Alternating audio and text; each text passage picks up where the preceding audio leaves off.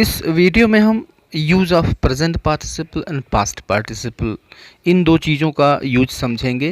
हिंदी में ये क्या अर्थ देते हैं इस चीज़ को समझेंगे, सीखेंगे। इसलिए मेरे साथ इस वीडियो में अंत तक बने रहें। वीडियो अगर पसंद आता है तो एक लाइक तो ज़रूर कर दीजिए, ये आपसे मेरी रिक्वेस्ट है। और चैनल पे आप नए हैं तो प्लीज़ इसे सब्सक्राइब कर लें और अपने फ्रेंड्स को शेयर कर दें तो ये और अच्छी बात होगी।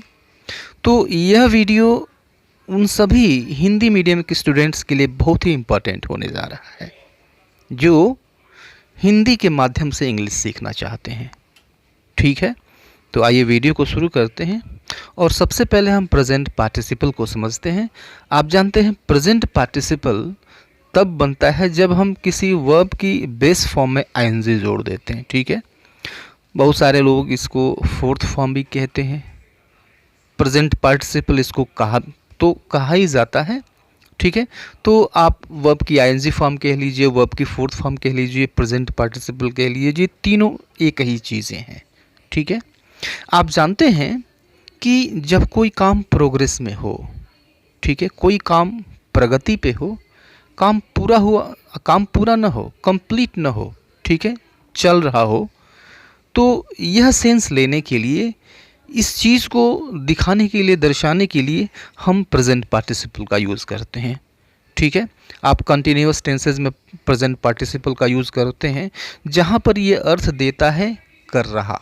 ठीक है, प्रेजेंट में होगा, प्रेजेंट कंटिन्यूअस में होगा तो कर रहा है, पास्ट कंटिन्यूअस में होगा तो कर रहा था, फ्यूचर कंटिन्यूअस में होगा तो कर रहा होगा। ठीक है, ओके।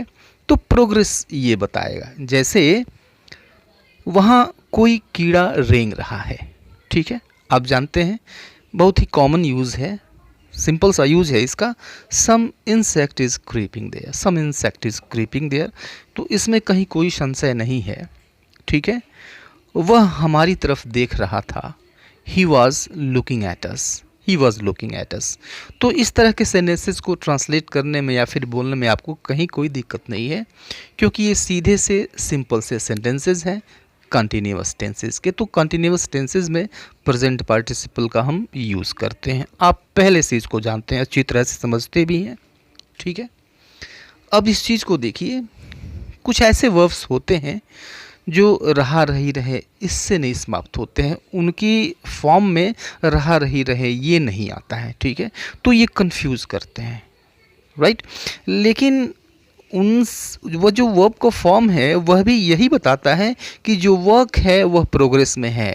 ठीक है, तो हिंदी में रहा रही रहे आए या फिर ना आए, लेकिन अगर वर्क प्रोग्रेस में है, अगर वर्ब के फॉर्म से ये पता चलता है तो उसको भी हम कंटिन्यूअस में ही ट्रांसलेट करते हैं या फिर कंटिन्यूअस में ही बोलते हैं। ठीक है, जैसे कुछ हिंदी के वर्ड्स ले लें, जैसे हम ये कहें लेटा हुआ। ठीक है, तो मैं लेटा हुआ हूँ, रहा रही रहे तो नहीं आया, लेकिन आप देखिए काम जो है वो प्रोग्रेस में है, मैं लेटा हुआ हूँ। ठीक है, प्रोग्रेस में है काम। बैठा हुआ, काम प्रोग्रेस में है। लटका हुआ, ठीक है, काम प्रोग्रेस में है। सोया हुआ, काम प्रोग्रेस में है। खड़ा हुआ, काम प्रोग्रेस में है, या फिर खड़ा, ये काम प्रोग्रेस में है। तो मेन चीज़ ये है कि काम जो है वह प्रोग्रेस में होना चाहिए, कंटिन्यू होना चाहिए। तो कंटिन्यूअस फॉर्म ही यूज़ किया जाएगा, प्रेजेंट पार्टिसिपल ही यूज़ किया जाएगा इन सभी वर्ब्स के लिए। ठीक है, जैसे वहाँ कोई लेटा हुआ है, राइट, तो समवन इज़ लाइंग देयर। तो लेटा हुआ के लिए आप लाइंग का यूज़ करेंगे, इसमें प्रेजेंट कंटिन्यूअस टेंस का यूज़ किया गया है। पेड़ से एक सांप लटका हुआ है। A snake is hanging from the tree, a snake is hanging from the tree. या फिर इसको हम ऐसे भी कह सकते हैं, there is a snake hanging from the tree. ठीक है, एक सांप पेड़ से लटका हुआ है। ठीक है, तो लटकने की जो क्रिया है यह कंटिन्यू है, राइट। काम जो है वह प्रोग्रेस में है, अभी वह लटका ही हुआ है, उसी पोजीशन में है, राइट। ट्रेन प्लेटफॉर्म पे खड़ी है, राइट। तो खड़ी है यानी खड़े होने का जो काम है वो चल रहा है, कंटिन्यू है, प्रोग्रेस में है। The train is standing at the platform, the train is standing at the platform, train platform पे खड़ी है।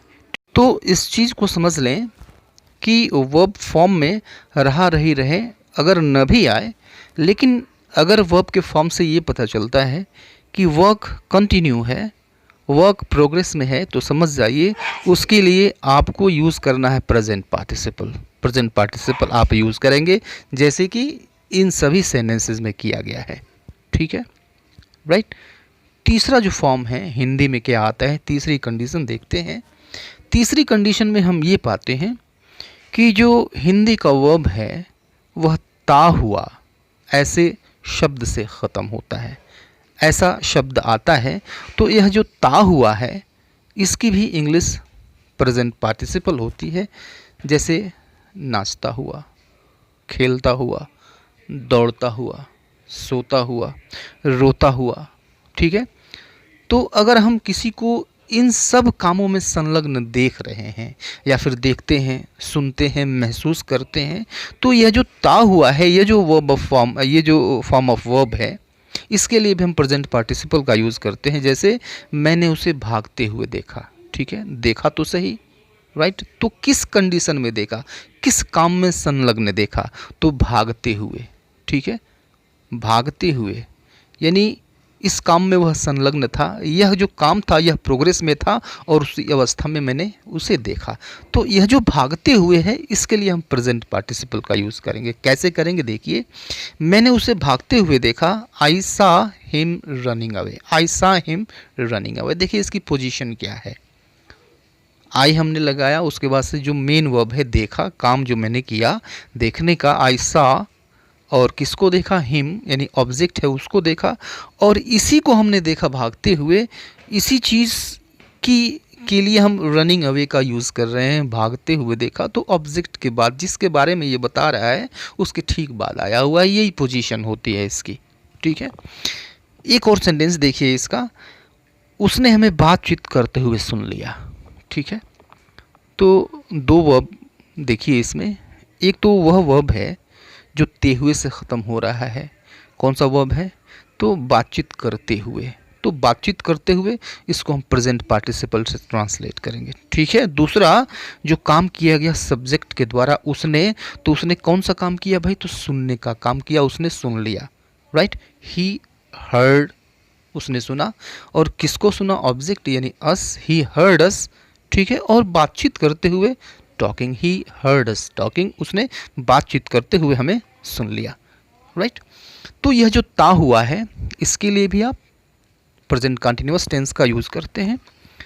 थर्ड कंडीशन देखते हैं प्रेजेंट कंटिन्यूअस के यूज़ होने की, एक प्योर एडजेक्टिव की तरह से, राइट। आप जानते हैं कि प्रेजेंट पार्टिसिपल एडजेक्टिव की तरह से यूज़ किए जा सकते हैं। जिस तरह से एडजेक्टिव की यूज़ किए जाते हैं उस तरह से प्रेजेंट पार्टिसिपल को भी यूज हम कर सकते हैं, क्योंकि यह एडजेक्टिव का काम करता है। यह चीज़ों के बारे में बताता है, वस्तुओं के बारे में बताता है, जीवों के बारे में बताता है कि वो कैसा है। ठीक है, जैसे क्लियर हो जाएगा। ऑस्ट्रिच का नाम सुना है आपने, कैसा पक्षी है ये, तो न उड़ने वाला। ठीक है, तो उड़ने वाला, राइट, उड़ने वाला। तो हिंदी के ऐसे वर्ब जो कि ने, वाला, वाली या फिर वाले ऐसे शब्दों से समाप्त होता है, उसके लिए हम प्रेजेंट पार्टिसिपल का यूज़ करते हैं। तो न उड़ने वाला नॉन फ्लाइंग, उड़ने वाला फ्लाइंग।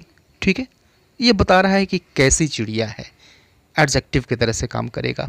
काटने वाला कटिंग, सीने वाली सीविंग, सुखाने वाली ड्राइंग, ओके, बातचीत करने वाली टॉकिंग, राइट। तो एडजेक्टिव की तरह से काम करते हैं। तो ठीक एडजेक्टिव की तरह से इनको हम यूज़ भी कर देते हैं। जैसे देखिए, शुतुरमुर्ग एक न उड़ने वाला पक्षी है, राइट। तो N ostrich is a non flying bird, N ostrich is a non flying bird. तो आप जानते हैं जब एडजेक्टिव हम यूज़ करते हैं तो प्रायः हम देखते हैं कि जिसकी यह विशेषता बताता है उसके ठीक पहले यूज़ किया जाता है। यहाँ भी हमने नॉन फ्लाइंग को यूज़ किया बर्ड के पहले, या वर्ड की विशेषता बताता है। तो N ostrich is a non flying bird यानी शुतुरमुर्ग एक न उड़ने वाली चिड़िया है। ओके, इस सेंटेंस को देखिए, एडिसन ने बोलने वाली मशीन का आविष्कार किया। ठीक है, फैक्ट है, साइंटिफिक फैक्ट है।